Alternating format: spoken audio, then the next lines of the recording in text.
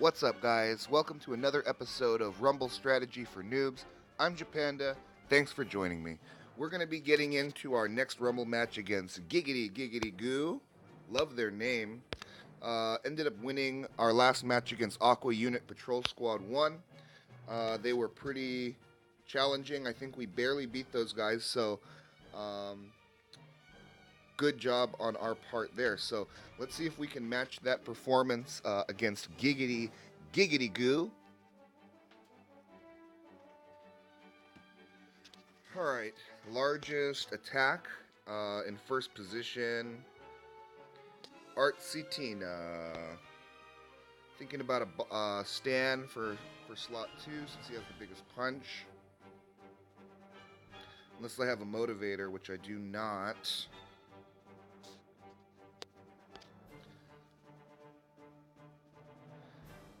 We could have motivated our Artsy Tina. I would have loved to kill that Bobby in one turn there, but is what it is. The gas is going to go off, so not too bad there.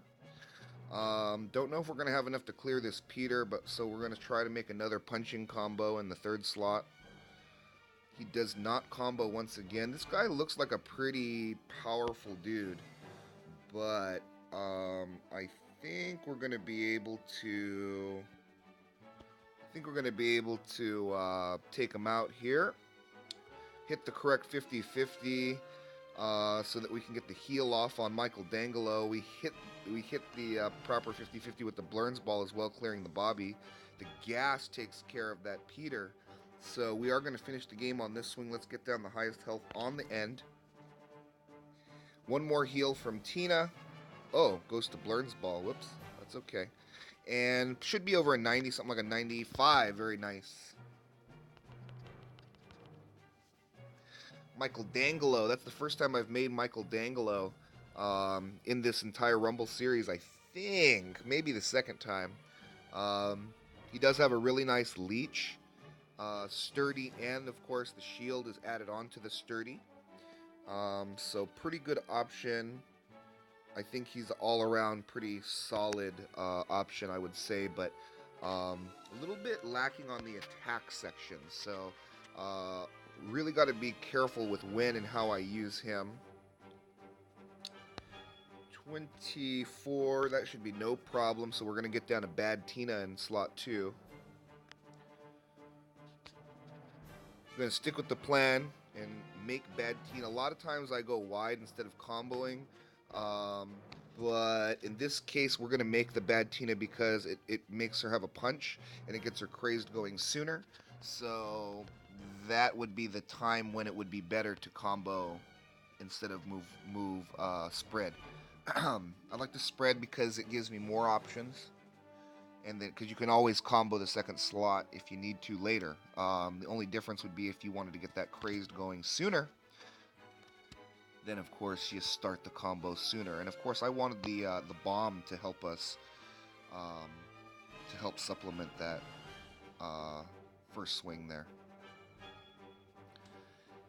That gas is not terrible, huh, guys? All right, so let's see. The Vitruvian Man has a built-in shield here, so let's see if we can retain a little bit of health. How are we going to take this out in this swing? 12. 17 I need, okay. 17. 17. None of those are 17. Okay, then I'm not going to mind losing that card then. I'm going to go ahead and get down an arm card in slot 3. Planning on losing this card on this next turn, which is not the worst thing because I'm going to get down to fresh health into slot 2 for the last swing, and that's going to increase our score even though we lost that card. So pretty decent outcome. Oh, goodness. That didn't win the game. Oh, whoops. Whoops. Oh, okay. We're going to win the game on this turn. Biggest health or combo? It's got to be biggest health, right? Gosh, it's going to be 85, guys. Didn't do my math too well. Don't know if there's anything better I could do. If there is, make sure you earn yourself some Panda points by pointing it out to me in the comments section. Don't forget about my special challenge in the description. Go ahead and take a look at that. if you have time.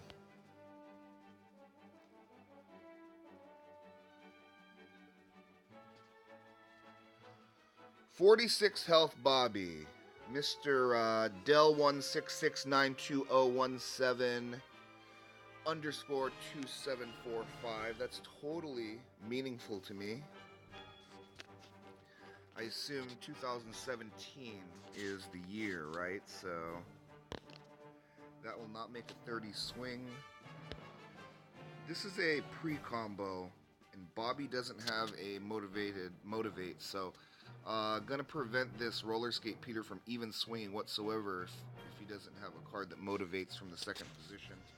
I can, however, motivate from my second position enough to clear his roller skate Peter without it ever swinging at us once, keeping that $300 knife super healthy. Giggity gun, our $300 knife also hits the 50-50 onto the Giggity gun, so it doesn't swing back. At our Rogers Closet, we're able to combo into Devil Bobby. Devil Bobby has a really nice leech, so he's going to be able to recover, hopefully. The $300 knife, we do need it to hit the Bob's Burgers with the punch. Yeah, that wasn't so good because we wanted something to be in his second position so that we could recover that health with our Devil Bobby. Looks like we'll be able to do it this turn, though, so not a big deal. One final heal from Tina, one final heal from the BGE. Gonna take care of this guy, no problem. One final, oh, couldn't get that heal off from the Devil Bobby. Could have maybe gotten a 98 or a 99, I think, if we got one more swing off there. Giggity indeed, bros. 65 health Stewie. I think that's like a level 9, if I'm not mistaken. Biggest swing in first position is going to be Safety Gun Peter. Or Gun Safety Peter, I should say, pardon me. Not quite enough to take care of the Pawtucket. Gosh, I really would love to have one more attack on on that Peter. Maybe I need to raise the level of that Peter by 1, or my rifles by 1. I'm not sure, but that really does seem to make a difference, that 1. 30 tends to be a pretty common health total. I guess Pawtucket Patriot Ale is the main culprit there for me. Do I have anything that motivates? Yeah, I do. Let's go ahead and do that. That'll guarantee the clear on the unexpected weapon this turn. This'll start some heals on second position without ending the game sooner because a lot of the attack power is going to be going towards the punch. So give us another turn, I think. Yeah. Alright, so one more health on the end before we finish this game. One more heal from Tina, one more heal from the BGE. Wow, we got full health, guys. I think we recovered into... Yep, perfect. Very, very good.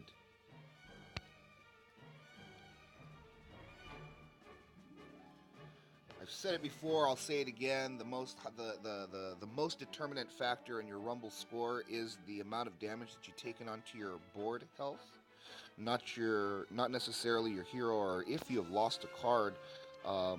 It doesn't seem to affect things terribly much, and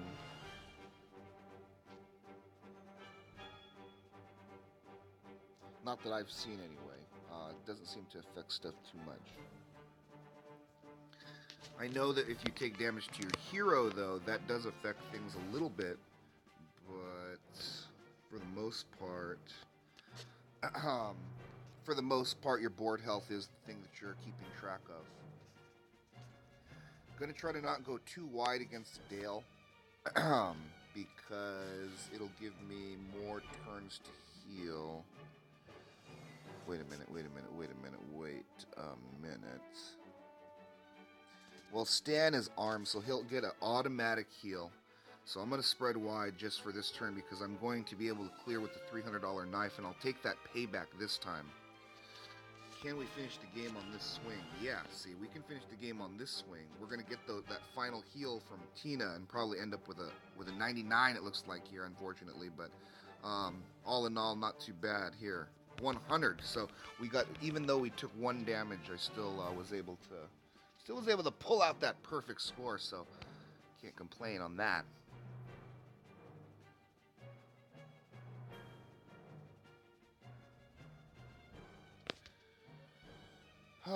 Playing on autopilot here a little bit, guys. I'm not sure if I made the right choice there, but we get lucky and draw into Gun Safety Peter. Let's see, we got 28. We need 4 motivations, so we don't have a Vitruvian Man in our hand, unfortunately, because that would have been real good. Biggest punch we can get into second position is Giggity Gun. Oh, we would have missed it by 1, even with the Vitruvian Man, unfortunately. So let's keep our board completely armed and see if we can maximize our heals throughout the next few turns here. Are we gonna finish the game? Yep. Oh no, we are not gonna finish the game thanks to a wrestler Amy. So let's get down 2 big healths because we're gonna get 2 turns to heal here. Maybe, just maybe, we'll have enough time to get the Giggity Gun back to a respectable health total. There we go. I think we recovered once again, you guys. So keeping the board completely armed did benefit us on that one. If I didn't have that armed BGE, I definitely wouldn't have gotten a perfect score on that. So taking advantage of that background event whenever you can. I don't know about you guys, but I definitely flip cards in and out of my deck as they become more and less viable from the BGEs and stuff. This will negate the attack for 1 turn unless they combo it. This will better in a second position. I better do this first because it has a better cripple. If he doesn't combo it, it's not going to swing. Perfect. Okay. So here, Golden Turd has a sturdy, so it's going to negate the most damage if I do that, and I can combo that into Stan and leech back that health if necessary. We're going to stick with the plan because I do want to get that health if I'm missing any there. Well, I'm not. And the Blueberry Delivery Girl is going to prevent that from swinging whatsoever once again. Not sure if I made the right choice on that one, guys, because Blueberry Delivery Girl crippled, and so now the River Burned and the Tom Landry is going to swing back at me, and so not too great. And we're going to take that. What do you call it? We're going to take that gas damage from the River Burned and stuff. So let's see if we can finish the game just right here and recover. This motivates. Would it be in danger of finishing the game? I do not think so, even if we motivate that. So let's go ahead and get that down. Okay, this is okay. Let's see. 1 more big health on the end before... Actually, we might not finish this game. Yeah, we will. We will finish the game. So 1 more big health on the end. See if we can get those final heals off and see if anything helps us out. 1 more big leech. Awesome. And 98. Don't know how much damage was onto that stand, but I think we did pretty okay. Giggity goo. Maybe I should flip in some, like, Quagmires, but then there's no, like... You know what would be really cool if there was replays of how the battles went? Maybe that might be discouraging in a way, because... it could potentially be discouraging because, you know, the AI doesn't play your deck really smart, so... What are we gonna do here? Anally defaced.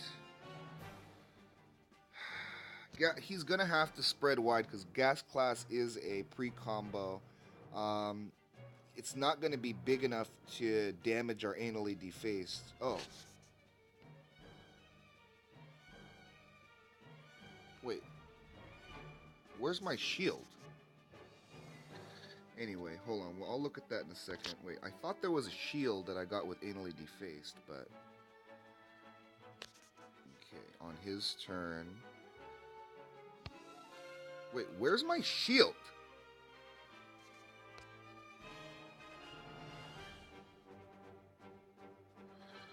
Guys, I found a bug. My anally deface is not receiving a shield from the BGE, and it's costing me points. Oh boy. Now I'm getting like tilted, right? Because it's not supposed to be that way. You know what? I'm going to go ahead and make Mushu right now for the sturdy. The anally deface is going to cripple it to a point where it's not going to damage the Mushu. So let's just play it really, really slow here. And worry about winning the game versus getting a really high score. But I think that helps my score anyway. Let's get down a high health on the end. Well, what if I did this? It would heal. I could potentially clear the Bobby. But that would not let me win the game. I'd rather lose the Bobby, honestly. So I'm going to get down a high health on the end. Hopefully he does something that is able to kill my Bobby. Which he does not, unfortunately. So I'm wondering what's the best here. Should I get down the biggest health, or should I make it into this and get like a couple heals from Tina and the BGE? I'm gonna say this is gonna help more. So let's try that.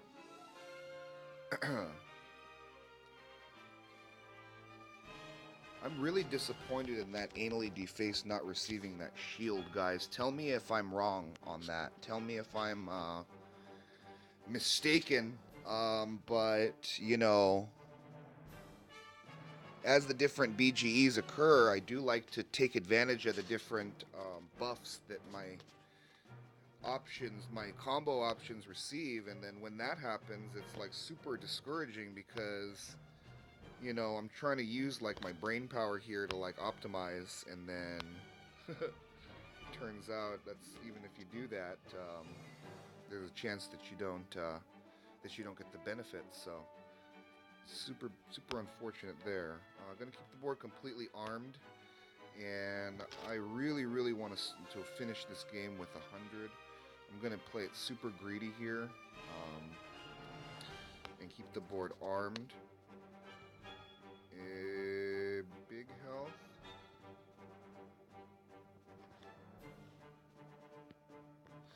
Big health with no motivation on the end here. We're going to see if these punches fly properly. They do not. Good thing we're facing a bender because he has really high health. So we're going to get down another high health card on the end here. Trying to extend the games as long as possible here. Alright, another big health on the end would be Tom Landry. And we're going to have more than enough punches here to take care of this Butler. Let's go. This has stabilized it, guys. And utilize that arm BGE to our advantage on that one. So, pretty good way to finish things off against Giggity Goo. Maintaining our lead with about 3.5 hours left. I certainly will let you know the results of this match next episode, but that's going to do it for today. If you enjoy my free-to-play content, don't forget to give me a like and a subscription. Comment below as well. I do enjoy interacting with you through the comments section. And make sure you stay tuned for even more free-to-play episodes in the future. Thanks again. Take care, everybody.